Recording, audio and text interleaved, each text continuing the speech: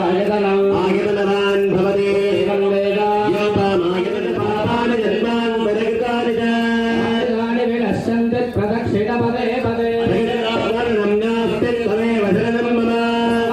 कारुण्यभावे